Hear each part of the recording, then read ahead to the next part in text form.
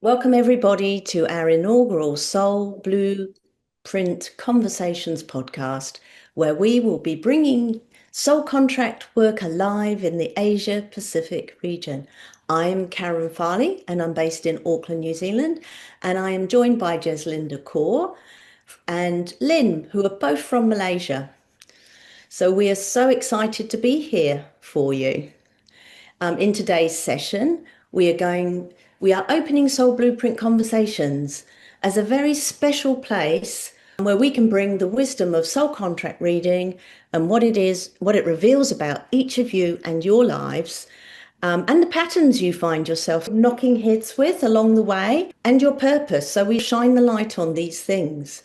During our sessions, we will discover what soul contract reading is, and that's something that's going to unfold. But just as a brief comment, soul contract reading is really drawing up a chart that is based on your birth name. And what we do is we work out how the Hebrew sounds, which translate into letters and numbers, and how these form around a Star of David chart that reveals your challenges, talents, and your goals, and also your soul destiny.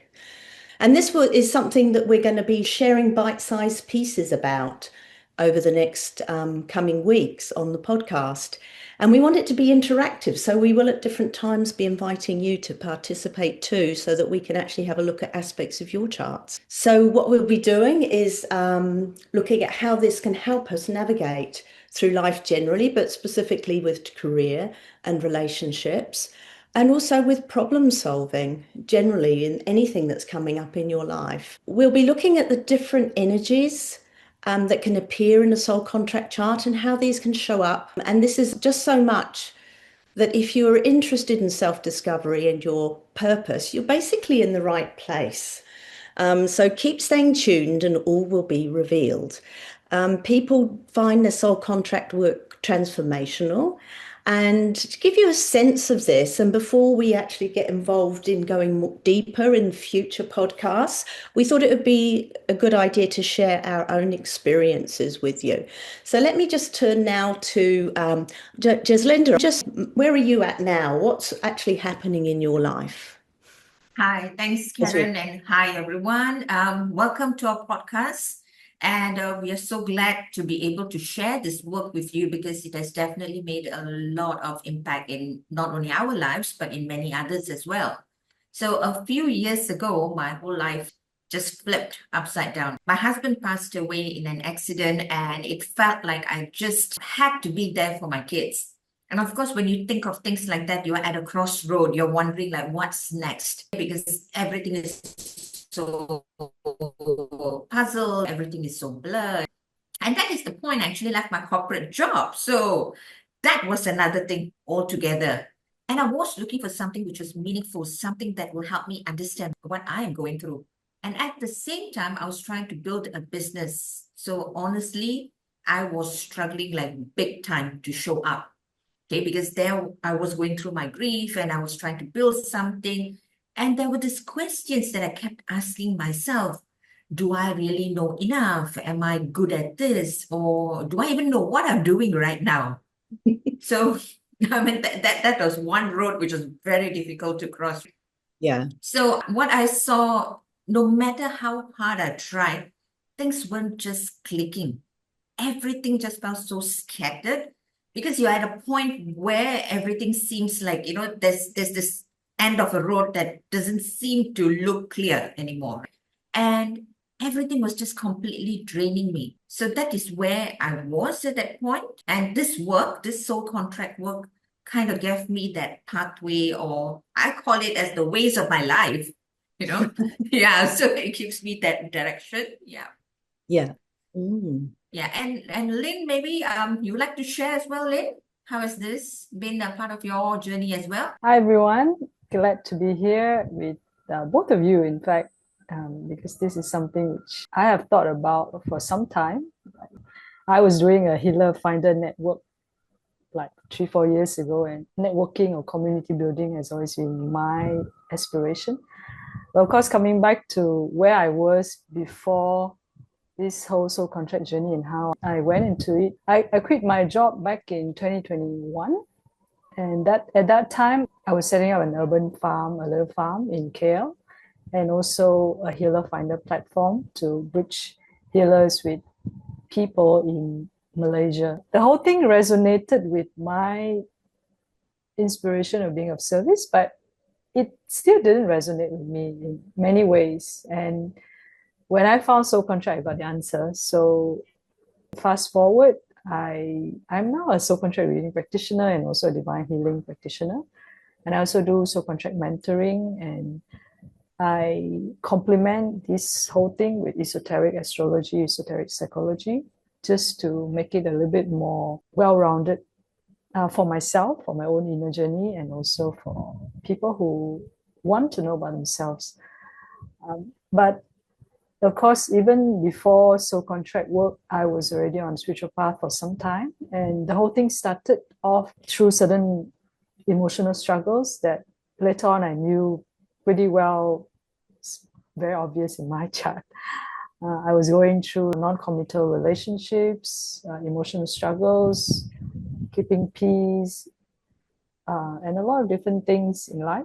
And as I step into spiritual journey with energy healing, with Vipassana meditation, which are still a big part of my life right now, a lot of things were resolved. But when I was standing at the crossroad of career and also of repeating patterns in life, Soul Contract kind of like completed the picture in a beautiful way.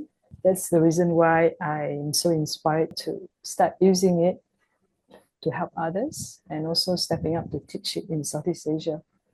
And yeah, that's where I am. And how about you, Karen? I know your story is no less colorful. Well, it's interesting because they're all slightly different, aren't they? And like everybody's stories are going to be always very different, but it's interesting how the same practice can actually help all of us in so many different ways. So for me, I'm a self-discovery and soul purpose guide and mentor. And I use soul contract reading. I also use hand reading and face reading and something called 9-star key, which is how the 5 elements imprinted on you on your day of birth. I also have my own natural skincare company, which I've been running for 18 years now. That's cool. That's so cool. So been in business for a long time, because prior to that, for 10 years, we sort of started and ran a magazine as well. So, I've been working in lots of different businesses as well, all startups. So I'm sort of fully into all of that sort of stuff. But interestingly enough, even though if I looked at it objectively now, I've had a lot of success. I actually haven't felt successful, which I think is a common story. I mean, behind the scenes, I struggled with self-doubt, and I would always compare myself to others and feel less than. And basically, looking back, I lost myself as well. So I was always losing myself and basically in other people's dreams and pathways, being a great support person, but sort of ending up feeling like something was missing for me.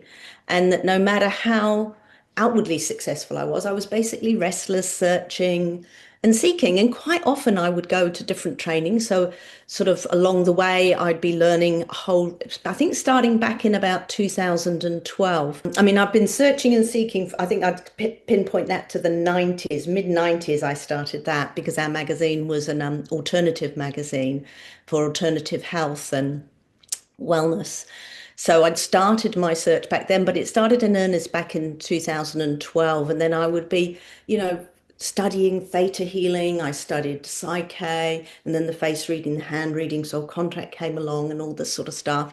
But, people never knew that I was actually a business person behind the scenes either, because I would keep my light hidden under a bushel. And when they'd find out, they'd go, "Oh my God, I didn't realize that you actually were a company director."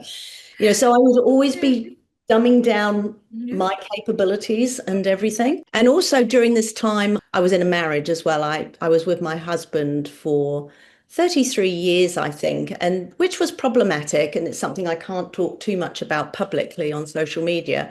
But I realized my coping mechanism was to detach and to numb down my feelings. And basically what happened is my soul went AWOL, absent without leave, leaving me feeling like something was missing. And so I was constantly searching and seeking and never feeling satisfied and complete. Basically, it was started learning hand reading a few years ago, and the soul contract reading only probably I came across about 3 years ago. And it was these two things that were the most pivotal really in me shifting gears. And it may be that was because of when I discovered them, but I do think that there's something fundamentally deep about both of those things that actually shone the light on what was going on. But anyway, well, let's go. People have probably heard enough about me talking for the moment. So, Jalinda, shall we just go back to you now and look, how did you find the soul contract shifted things in your life? So I was actually with the education industry all my life. I was either teaching or in the corporate side. And now I'm at a point where I just don't know what I'm going to do, right? And I'm looking for things. So I have been always very intuitive and into healing and into spirituality from a very young age. So that is when I decided, so why not now, look at this, right? And of course, with all those questions that kept coming out, whether it is so, not so, it's so, not so, And I did go into a lot of different modalities. I did do like theta healing, I did energy healing, I did many other modalities. And all these modalities were good that they allowed me to deal with my grief and find some peace. But there was still something that was missing. Somehow we just find that little space there, And here I am thinking about all these patterns that keep showing up repeatedly. And I realized for the very first time when I did the soul contract reading that these patterns were not new, they were not now. It's just that I realized them now because things were such, right? And these struggles, they were not random. They had been there like whole life, all my life, just at different phases. And that is what changed everything when I started focusing on healing, and I knew this blueprint, how soul contract reading was playing out, and everything kind of glued together. It was at that very point from questioning, do I know this? How am I going to do this? I started bringing clients in, I started bringing support in, and people would just appear out of nowhere, somehow everything was just aligning. And that's the very thing which I'm doing now. I'm doing life alignment coaching, which allows to bring the healing, the soul contract work, and many other things together so that I guess the answer is already there. It's a matter of us aligning. And to be very frank with you, both of you and whoever's watching, I would not be sitting here and doing this podcast like a few years ago, honestly, because one of the very big things that I had to deal with was the 3 frequencies in my name, which I only knew about like when I did the soul contract reading. And wow, those were big ones. And I'm sure you guys know what does it feel like to have the 3s in your chart. But now I've learned how to use that 3 frequency, not as a challenge anymore, but my strength. And of course, we are all still work in progress, but I've seen that grow just tremendously that when we start understanding exactly what's happening, it somehow helps us to align to whatever it is that we want to do, right? I think all of us have experienced that experience at some point in our life with this work, right? And Lynn, I'm sure you have as well, and Karen, you have as well. There's somehow it just appears. Yeah, for sure. I think all of us have our own karmic imprints in the chart that can play up quite heavily in our life. For me, it's the 11-2. I'm hypersensitive and I took on a lot of dysfunctional patterns as I grew up.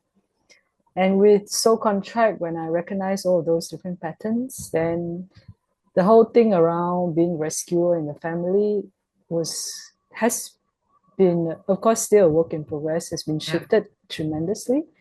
And I could find my peace frequently. And at the same time, of course, it's also about day-to-day guidance where soul contract becomes like a map or like a compass for me. Right. That's why my soul contract reading endeavor is called Your Soul Compass. So anyway, yeah, so it guides me in day-to-day living, whether it's in relating with my husband, because we have a karmic clash, and whether it's about relating with other people, it's about how I go about my work and all of that. And of course, at that point when I knew about soul contract, it helped me make the decision of which direction to go, Yeah, and I yeah. could let go of whatever that was not serving me anymore, and choose what, even though uncertain, um, will become more fulfilling for me at this moment. Like I enjoy whatever that I'm doing right now because it's leveraging a lot on my talents of 17/8, for example, and also helping me stand in my truth and express it in a gentle way. So looking at it, it's no small feat as we Yeah. come to where we are right now compared to like 3-4 years ago or 10 years ago when we started the journey and then when we discovered soul contract. So things just fall into places and just I don't know, it's hard to describe Yeah, it's definitely how hard much to describe, I think. how much a change has happened, as I'm sure it is for you, right, Karen? Yeah, definitely. Yeah, for me, I mean, it was learning the energies that I had in my karmic positions. I think that was particularly transformational. I've got an what we describe as a number called as 8, which is chess energy in my soul chart. And it's also a dominant vibration for me. And what this helped me realize is that I had a pattern of dissociating from my body and then not really feeling my feelings anymore, not knowing what I was truly feeling.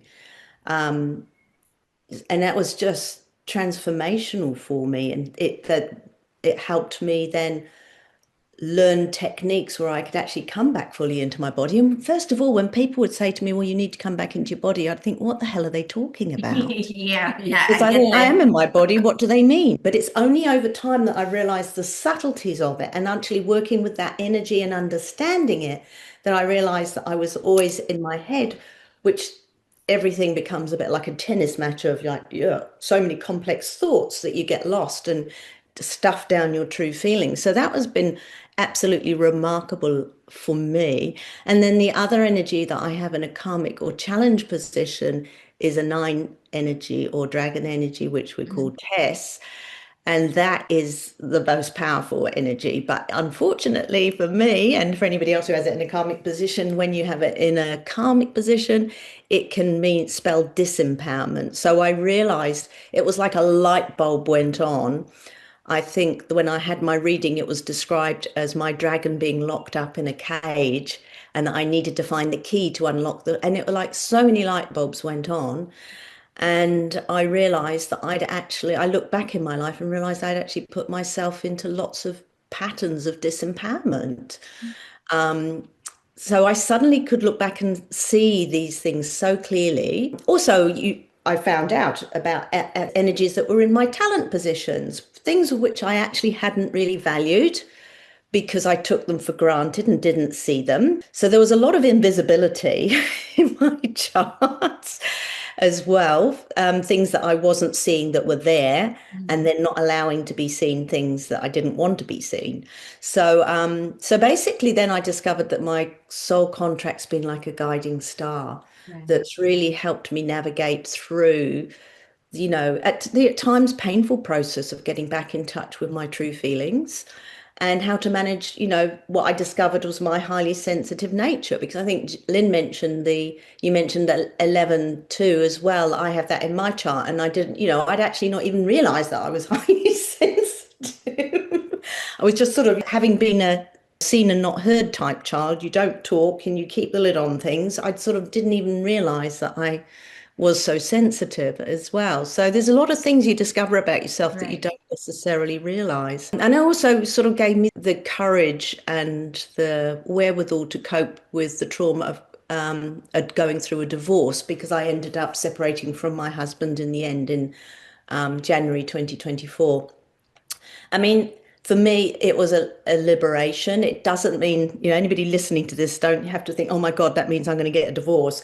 that was my story. It doesn't have to be everybody else's story. Sometimes it means that people can find the actual, the Yeah. love and emphasis in their relationship. But for me, it didn't work like that. So it ended up being quite an experience, but it's really helped me along the way. And so these are all the things that we will be covering along the way. So we've referred to a couple so I'm talking to the listeners now, we've referred to a couple of energies.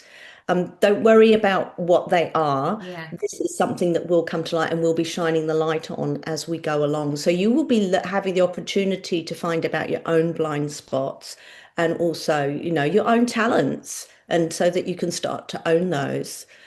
So as we're starting to wrap this up now, sort of let's go over maybe why we feel called to be offering this podcast in the South Pacific Asia region. Yeah. Cinda, what about yourself? What sort of inspired you? Actually, this is my personal experience, right? Now, being in this part of the world, honestly, it's not always easy to open up and speak about personal stuff. Okay. And I think one of the bigger things is because we were brought up in such environments and our cultural background as well. So there is so much pressure to keep things private or to always look strong, because I went through that phase, and you're expected to be strong in situations where you're actually breaking down and crumbling. So, and when I personally experienced this, I can tell you it is not easy. I'm sure each of you would have been at some point in your life where you experienced that. And what I love about the soul contract work is it gives you so much of validation. It makes you feel safe. It shows you the areas that you can even develop and practical ways to understand. They're just so practical. No big woo-woo about it, just practical, down-to-earth stuff about what's basically going on with us, inside us, around us, and how do we really deal with it. And without any blame, without any shame. That is one thing which is very important. It also helps people to be seen, and it reminds them that they're not alone, because a lot of us are experiencing so many different things. It's a matter of us understanding. So whether it's in Malaysia or around the world, I've seen how powerful this work can be, for people to finally get things together, to understand. I think a lot of us are lost sometimes because we're wondering, why is it even happening? So that is why I'm so passionate about sharing this work and bringing it as close to home as possible. And honestly, I truly believe for anyone who's searching an alignment, this is such a powerful space, because we are going to be discussing about so many aspects of life. It could be something you've experienced, something that your kids are experiencing, something that your husband is experiencing. It will help you understand and navigate this as easy as possible. So yeah, that's why I think we're bringing it in. And Lynn, I'm sure you have your reasons as well, and Karen, you as well. Yeah, I'm originally Vietnamese, right? So growing up in Vietnam and spending about almost 2 decades in Malaysia now, I have a lot of Chinese clients as well. So comparing the culture in Vietnam and among the Chinese population, I think there's a common theme where it's a lot of duties and responsibilities, ancestral, what do you call it, trauma and baggage. And the cultural imprints are pretty strong for these two cultures, which I think also applies to Indian culture in many ways. With all of this cultural landscape, I feel that a lot of things that are brought in from the West in terms of healing and spiritual tools and stuff like that are not exactly what the population here needs. But at the same time, soul contract is so much across the board, where it gives you the guidance, it gives you the practical steps and very grounded tools for you to navigate your daily life. So it's not so much about lofty ideas and all of that, but it's truly about how you relate better, how you find your peace, how you find your purpose, and how do you actually live in harmonious space with yourself. And that's truly what I feel the Southeast Asian audience needs. Yeah. So that's where I stand when I thought about. Yes, there are people who are already doing podcasts on soul contract and on healing topics, but maybe we can bring our own perspective because eventually we are the pioneering practitioners of soul contract in Southeast Asia, in Asia Pacific itself. So why not, we bring our own lens into this podcast and share our personal stories, share our client stories as well to empower other people who are on this kind of journey, because everywhere the sentiments or the backgrounds, the stories, of course, the underlying themes are similar, but the expressions are very different. So that's what I'm hoping to bring in. And of course, given the fact that in Vietnam or in Malaysia or elsewhere in Southeast Asia, the landscape of spiritual journey and healing tools can be a bit scattered. There's no connectivity. And this was the reason why I wanted to set up a healer networking business, because it's like people don't know where to look for things and what to do. And that's also one of the reasons why for this podcast, we are not just talking about soul contract, but we're also talking about how to embody all the talents and transmute the karmic imprints through the different tools that we have tried or that people have tried and works for them in this particular context. And it's probably going to be something very different that we can bring in, hopefully. Yeah. But I know that for New Zealand and Australia, the other part, it's pretty much Western. How does that connect with this part of Asia, Southeast Asia, where Jesslyn and I are from, Karen? Is that Yeah, well, it's something? interesting because I was reflecting on that actually. And I mean, also, I mean, just in terms of me personally, I mean, I come from England, and even so I've lived in New Zealand for 35 years, but you've got to remember that the English culture is very much like keep calm and carry on. You know, you suppress your feelings. You're not, English people generally are not, and there's a lot of English influences over this side of the world. We're not necessarily very demonstrative with our emotions. But there are a lot of differences. It is much more westernized than the Asia Pacific region, but there are connections. We're connected by the Pacific, we're connected by more aligned time zone. And for me, I love working collaboratively for a start. And I'm excited to pioneer this work in this whole region because I've up until now, generally and more in a more wider way, if anybody here would wanted to have a reading or something, they're really dependent on people from England or America. And that's not always particularly friend. I mean, I know when I was looking at having a reading initially, it was going to have to be at like 2 or 3 in the morning, which is I got mine done at 3 a.m. So difficult. Difficult to navigate, but also just, I mean, just coming down to real, bottom lines, the exchange rate between New Zealand and pretty much anywhere else in the world, but particularly the English pound or the American dollar is really, really bad. So it makes it incredibly expensive too. So, so it's good to be offering services that are more aligned in that, in those nuts and bolts ways for people in the Australasia area. But anyway, we do actually have quite a large population of people from Asia Pacific living in New Zealand. So it's quite a big pop. So there will be people over here who will be resonating with the culture of what it is we're offering because they're from that same background. Also, I do markets most weeks and offer hand face reading and soul contract reading. And what I realize is that, there are so many people here who are searching and seeking. There's people who are dissatisfied. So there is really a need. And I do love the way that the soul contract reading is very practical because I tend to be more aligned with what you two have talked about, really, which is that practical spirituality. It's bringing it in and actually applying it to our everyday lives rather than getting too carried away with things that are harder for people to sometimes relate with. And Kiwis basically are very much she'll be right sort of people. We're quite down to earth and like to keep things simple too.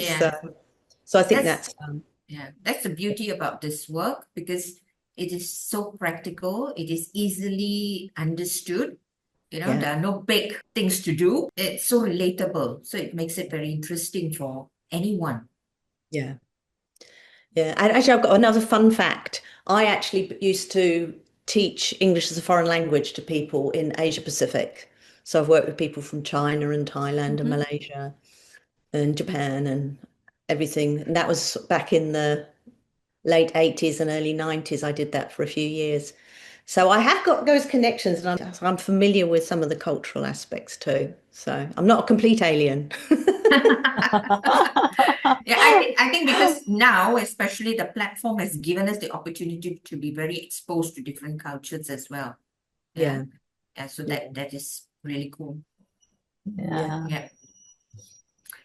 And the So if part we of wrap up with what's our intention? yeah, why do we even want to do this, right? Mm. I think one of the biggest thing is from this podcast is for people, whoever who's watching, know that you're not alone, okay? And know that this is not a complicated journey. It feels, honestly, it feels so complicated, it feels so heavy. But when you're able to decode your frequencies and understand, it becomes a smoother journey. But definitely it's a work in progress. And always understand there's always a reason behind those challenges. And understanding that somehow makes that light appear brighter ahead, And how lucky we are, there's this soul contract reading has actually showed us many answers. I think for Lynn, for Karen, for many of our clients as well. The answers, even in the very first reading, like I've had some clients who will say, oh, Jocelyn, shall we do the healing? And I would say, no, let's do a soul contract reading, And they're asking me like, how do I heal then? I said, trust me, the contract reading is going to give you that healing already the minute you hear it. So that is the beauty about this work. And once we realize how equipped we came here with, thinking, or some of my clients, say this, oh, have I come with only the package of challenges? But no, we have the talents, we have the goals, we come in this full-blown package. And then we are able to transmute that into our strength eventually. So I really wish that this space that we are actually having right now was something I had earlier in my journey. Somewhere to hear real stories, real things, or practical tips. So basically, that is what I'm hoping to bring across this channel as well. Yeah. Yeah. And how about you, Lynn? Likewise. I think the main intention that I have when I reach out and initiated this connection, this little community that we have, is to offer a grounded, practical tool for people, not just soul contract, but also anything else that comes with it. Whether, like Karen was saying, grounding into your body and stuff, or certain healing tools, Yeah. or different ways of embodying this soul contract work into your life. Because I also recognize that many of my clients, after the soul contract reading with a lot of light bulbs, they didn't know what to do so much. And there's the whole thing around investing a lot in healing can be daunting because it may not be very cheap, right? Depending on which practitioners you're working with. But there's so many tools that you can use for yourself as well to work on this, to work through all the challenges. That's this whole thing around support, around constant reminders for people. And it's also a platform for people to send in questions or send in their stories or anything else that they would like to share, so that we can probably be supporting mechanism for them on their journey. That's what I hope for. But it's so as they journey through their own unique soul blueprint, we will become that system that's behind them, hopefully. And of course, I always enjoy looking at charts and numbers. I talk to my husband about our numbers almost every day when things come up. So I really think that we can have a lot of fun looking at charts and at numbers and talking about how things happen with these numbers in real life. And just to have fun with it, even though it may not be a very fun topic sometimes. But why be so serious in everything? So that's the intention. Yeah. That's nice. Yeah. But Karen, you you're There's not really coming. much more to add. I think you two have said it most of it really. So I mean, I echo what you say, and I'm definitely into having fun. So I think it can be, and it's hugely stimulating. Yeah, yeah. Hugely stimulating learning about all the different aspects and how it can show up for different people and hearing different people's stories. So, my main thing is, just providing people with that grounded, accessible support and also sort of just allowing people really to rediscover what their sole purpose is, who they are, and to activate and support people in their pathway forward, really. So, yeah. Yeah, I like the part about the fun, because I think soul contract readings always bring that light bulb and that fun fact about us, which we may have forgotten or we may have kind of swept it under the carpet kind of thing. So it is definitely a lot of fun. Yeah. Yeah. So has anybody got any final comments before we finish today? Honestly, I'm so excited to dive into this conversation with Lynn and Karen, definitely, because we're going to be going into this very interesting things that are happening in everybody's life, but also with each and everyone who is watching this as well, because somehow something across is just going to create that light bulb moment or that aha moment or something around it. Because this is really exciting. I can't wait to see where is the Soul Blueprints chats going to take us. And let's have fun. Yeah, that's the most important thing. Okay. Yeah. I also want to add to that for those of you who are going to join us, thank you very much, of course, for following us and following our conversations. But we also would like to invite you to join in the conversations actively, whether through sending over your charts, asking questions, or sending over your issues that you're dealing with in life and all of that. You can bring it up and have all these conversations. We're going to have our lives as well to comment on charts. And if you would like to have your chart decoded with the mini reading, mini commentaries, then do sign up through our Google form so that we can bring it up in one of our conversations, one of our lives. And do come with an open mind. It's not about believing in something new, but it's about experimenting it for yourself and see how it resonates with you, how it ties in with your whole journey of exploration. Whether you are on spiritual path or you're not, it does not matter, because we are all here going through different struggles in life, and this tool can just be practical on many different levels, whether it's daily life or it's spiritual exploration. So yeah, do join us. Yeah, that's great. Thank you very much, everybody. And thank you so much for joining us. And what we will do is we will give you more details in our next podcast about how you can go about providing us the information that you'd need to provide us if we're going to look at your chart. And if your interest has been stimulated and you suddenly, like all of us, started becoming really obsessive about it, just had to find out more, but we will be sharing more details with you about what charts are, how you can go about getting one, and all that sort of thing as we go along. So thank you very much for joining us, and goodbye. Thank you. See Thank you soon you. again. Bye.